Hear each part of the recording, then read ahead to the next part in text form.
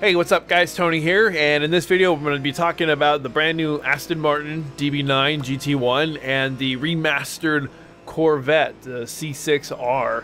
And I imagine you guys already know that week 13 is here. We're already sort of kind of getting close to the midway point of week 13. And so Monday started week 13. Hopefully you guys have gotten into the carnage, you've experienced some of that. I got a little bit of that yesterday actually. I got into that GT1 race. If you haven't seen it, it's the last video that I posted. I guess I could put a link in the description of the carnage at the start of a GT1 race. It was 58 cars, so you actually don't even see, like when I tried to watch the replay, they show 20 cars at a time. You didn't get to see all 58. Anyways, if you want to watch that video, it's kind of funny. I put it together just not because I want to show like wreck avoidance, but I put it together really because I want to show just the comedy of like the catastrophe that was that start. It was pretty bad. I know there was a lot of guys who started from the pits, and I probably should have done that too, but then again, we would have that pretty awesome funny video to show you guys. Yesterday was build day. There was a release of the new build, and with that came changes throughout iRacing.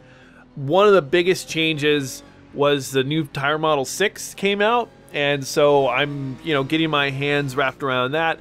But beyond that, it would be the GT1 cars. It would be the Aston Martin DB9, which is the brand new car to the service, and then the Corvette C6R, which is basically a remastered version of the car that we've had in the service for a while. And so going into this, my fear was that when the roof came out and they threw the roof and the McLaren together to form the GT3 series, which is now the Blancpain, or however you say it in German, but the GT3 series, because I always want to say Blaupunk, like the speakers, I think it's Blancpain. Anyways, sorry, off on a tangent, Tony. But anyways, when the McLaren came out and they tried to balance it with the roof, and even to this day, I really don't even think like the McLaren is up to snuff. It seems like anytime they have an existing car that's been in the service for a while, maybe a year or so or more, and then they bring in a newer car to compete against it, usually the newer car is significantly faster than the older car. Like everything is just better. It's just like it's like anything else. Like you get better at what you do through time. So you get better at building cars, for us say in iRacing's case, building cars and the physics and all that goes into it.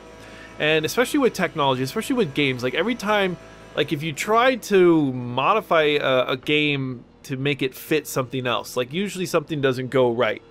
And I think that was the case with the McLaren. It's just they had a really hard time making things go right to get the McLaren to be competitive with the roof. There was all sorts of problems for almost all of last year. And I think maybe now they've kind of gotten it. But the fear that I had is that the Corvette's been around for a while. I actually don't know how long the Corvette's been in. I think it's been in, I've been doing iRacing for 2 years and 3 months. So I started in March 2 years ago. And so it's been in there, and been in iRacing since then at least. So it's a couple years old. And so here we got the Aston Martin coming out brand new. And basically my fear was that it was just going to get blown away by the new car. So I kind of thought that if they were to do that, then maybe they might have to rebuild the Corvette. And so I was really apprehensive about getting into the Corvette. And so the videos that you're watching are kind of later in my practice sessions when I started to get a handle on both cars. So right off the bat, what I actually did notice, and I'm very pleased, is that both cars, at least in my hands, both cars run about the same times. I found myself a little bit more consistent with the Corvette than the Aston Martin, but maybe it's just because I'm a little bit more familiar with that car and the driving style that kind of accompanies it. I was kind of pleased to see that. You didn't see a lot of Corvette drivers yesterday because everybody wanted to try out the new DB9. From what I understand, there's going to be quite a few Corvette drivers, very dedicated Corvette drivers, and so that's good. That'll be good to see some variety, unlike say GT3. And I keep going back to GT3 because this is essentially where GT3 was last year when it started. It was just these two cars. The McLaren was the old dog, and everyone wanted to race the roof. So it was basically a roof cup with a sprinkling of McLarens.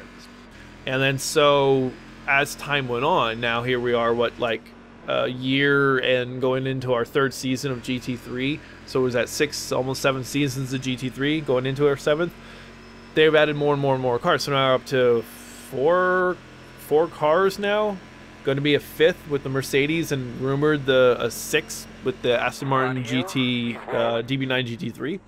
So it's a point to grow from. So this is harkening back to that experience where there's going to be more than likely so many Aston Martin drivers and so few Corvette drivers. We'll see how that shakes out week 1. Car performance was something that I was really interested in because, like I said, the McLaren could not keep up with the roof. It just didn't. I mean, like in really good drivers' hands and a really good tune, you could have the McLaren, you know, best a roof. But like in an average driver's hand with an average tune, or maybe even a good tune with an average driver, usually the roof was faster. It was faster for me. I was several seconds slower in the McLaren, and I really can put myself in that average category. And so for me, it was very nice to grab both cars. Now I did run a faster lap time overall. Like the fastest lap time that I ran was a 217 point something in the DB9, and my fastest in the Corvette was like a 218.6 or something like that. But I would say on average I was very close to my lap times.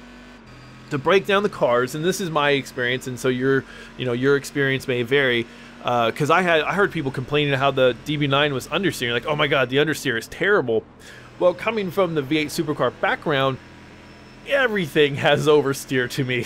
You know, everything feels great, but you know, I haven't found a car that understeers more than that than the V8 supercar.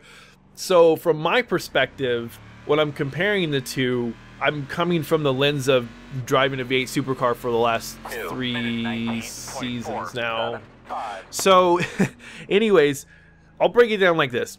The DB9, for me, it fits my driving style a little bit better. I like cars that have a little bit higher RPM range.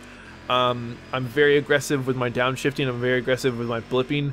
And as you guys saw in the videos of the Corvette Challenge last season, the few that I raced, I blew my motor one race because I just kept downshifting too hard. The RPM range on a Corvette's motor is not high enough for me, and I just don't particularly like it. So to kind of go back to what I was just about to say is that to compare the two, the DB9, in my opinion, it has way better brakes than the Corvette. The brakes, I feel, are very responsive by comparison to the Corvette. The Corvette, you really have to... I'll just talk about don't talk about the DB9 and I get the Corvette. So, the DB9, you know, it's got great brakes. I feel that its high-speed turning is exceptional. Like, it really is sharp.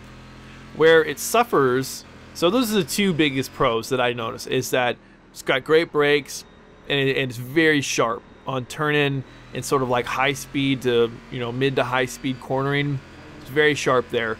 The downside is that it's I want to say underpowered, but it doesn't feel like it has a lot of power. It feels like it's like running out of gas when you're getting up towards the top of the RPM, the bandwidth, the power band, excuse me, and then especially the top of the gears. When you're in 5th and 6th gear, it just doesn't seem to have any guts, which is weird because it's a V12. You think that it would have a lot of guts. More than likely, it's like a smaller displacement V12. I don't really honestly know much about it, so I'm just kind of talking not out of my ass, but out of my experience driving the car. The other thing is that low-speed cornering is pretty terrible. It has a lot of understeer in the low-speed cornering.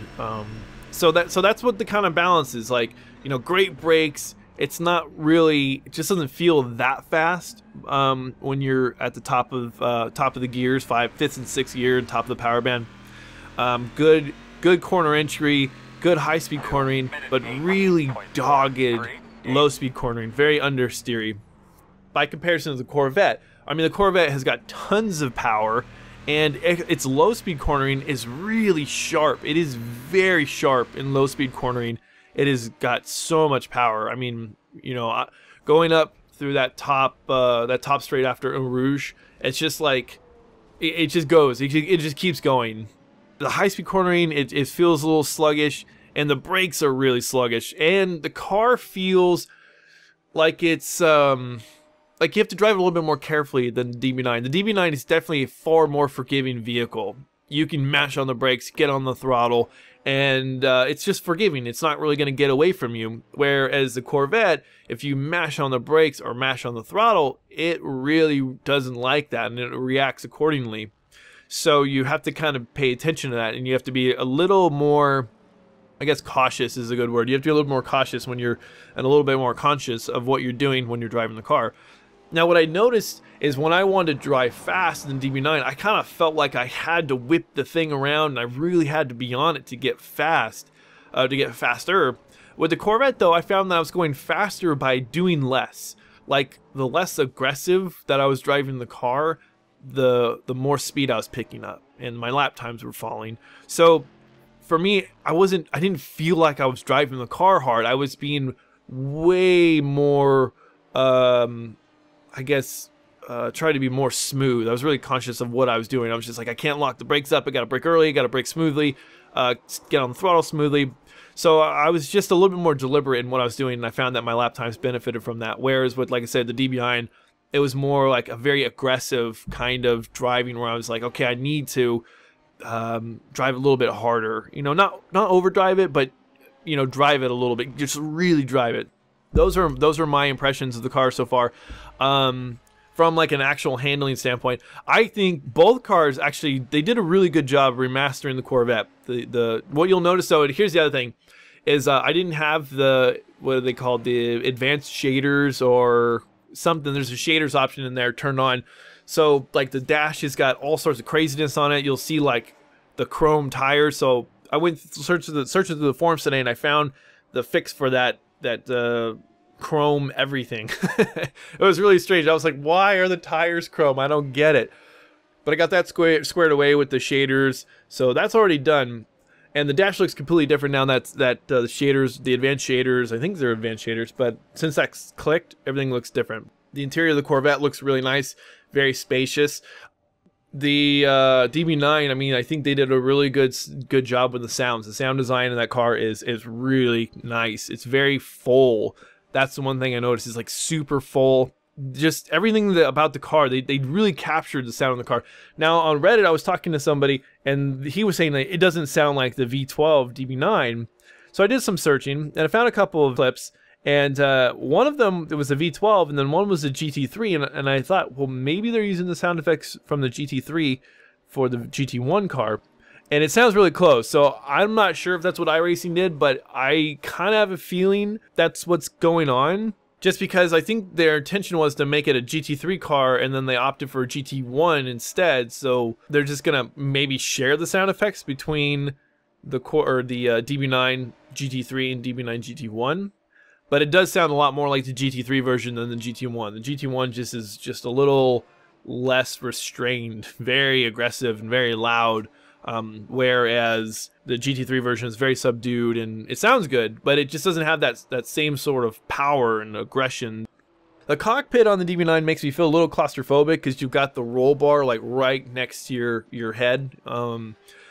Both cars are actually pretty fantastic, to be honest. And so if you're looking to get into GT1, it definitely depends on your driving style. If you are looking for a car that's a little forgiving, then I would definitely go with the DB9. If you're looking for a car that is probably, by and large, a little bit more of a challenge to drive, I think the Corvette is the way to go for you. So anyways, guys, let me know in the comment section, you know, which car did you pick up, if you don't already own one of those cars, or if you own them both now, which one do you prefer?